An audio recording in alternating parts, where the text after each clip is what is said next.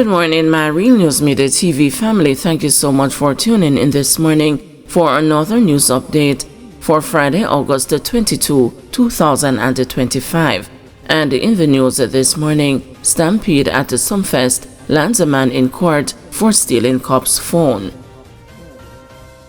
What began as a night of music, dancing, and a celebration at the annual Reggae Sumfest quickly descended into chaos in the early hours of July 19, leaving one man facing the wrath of the law after coming into possession of a police officer's mobile phone. Davion Crooks from St. James appeared in the St. James Parish Court on Wednesday, charged with larceny by finding. The court heard that the incident occurred during a stampede around 4:40 a.m. involving hundreds of attendees at the iconic Montego Bay Festival.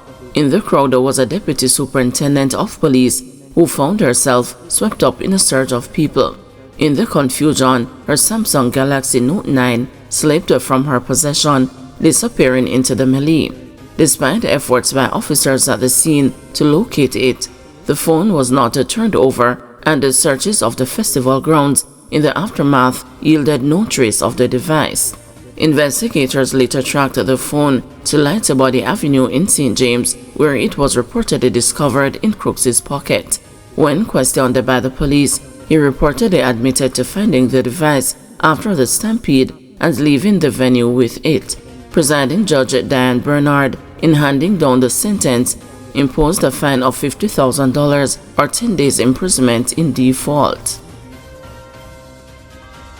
48-hour curfew imposed in sections of St. Andrew South. A 48-hour curfew has been imposed in sections of the St. Andrew South Division. The curfew began at 6 p.m. on Thursday, August 21, and will remain in effect until 6 p.m. on Saturday, August 23. The boundaries of the curfew are as follows: east, an imaginary line at Chisholm Avenue, Maxfield Avenue, traveling southerly to East Avenue, intersecting at Marcus Garvey Drive. South, an imaginary line from the coastal line at Marcus Garvey Drive vicinity, East Avenue to Doheny River. West, an imaginary line from the Doheny River to Kingston Harbor. North, an imaginary line from Happy Grove Community, drawn to Chisholm Avenue, Maxfield Avenue intersection, following the divisional boundary.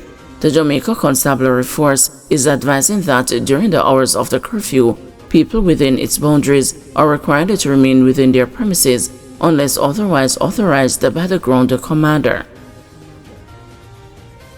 High-level meeting held to discuss public sector wage demands. As the island's government-paid workers agitate for increased wages, the National Partnership Council convened a special meeting on Thursday to discuss the concerns being raised by trade unions representing the workers. Government representatives and representatives of the unions, the public sector, the private sector, civil society, and the Fiscal Advisory Committee attended the meeting. The meeting was called after the unions representing government-paid employees rejected the government's offer of 0% in year 1 and a 2.5% increase over the remaining 3 years of the 4-year contract. The Jamaica Teachers Association and the Jamaica Police Federation have also rejected the offer and warned that their members are restive. In a statement Thursday afternoon, the council, chaired by civil society leader Professor Alvin Wint, reported that the meeting focused on the ongoing public sector wage negotiations within the broader context of Jamaica's fiscal position. Finance Minister Favour Williams stated that the government is committed to engaging in good faith as it works through the negotiations. Minister Williams added that it is the government's duty to ensure that the well-being of public sector workers is protected while also safeguarding Jamaica's hard-won fiscal stability and long-term growth. But the president of the Jamaica Confederation of Trade Unions, St. Patrice Ennis, maintained that the workers are still owed billions of dollars in unpaid salaries. That the 7.5% that was paid this year must not be treated as a part of the salary offer, for the government for the years 25 to 26 and for 26 to 27 as per our claim. And must receive, as we had agreed on in September of last year, as back pay for the increments that was suspended unilaterally by the government for the years 22 to 23, 23 to 24, and 24 to 25. And we agreed that it should be implemented in April of this year. And so we had to make that clear, and we made it clear to the government that that must be understood by the parties in order to have trust going forward, because we have no agreement, with neither in written form or in any other form, that the 7.5% were to be treated as an offer. Concern raised about inaccessible JPs. The Custos of St. Catherine has expressed a concern regarding the increasing number of justices of the peace disappearing after being commissioned. Custos Iselin Golding made the call on Wednesday during the commissioning of JPs. According to Ms. Golding, many newly sworn-in JPs are becoming inaccessible to the communities they were appointed to serve, as they relocated to other parishes without informing the Custos. Ms. Golding said the trend is contributing to a growing shortage. And that is creating a problem. All you need to do is just to communicate with the Custos' office, and we will try to fill that gap until you're settled elsewhere and all of that, please.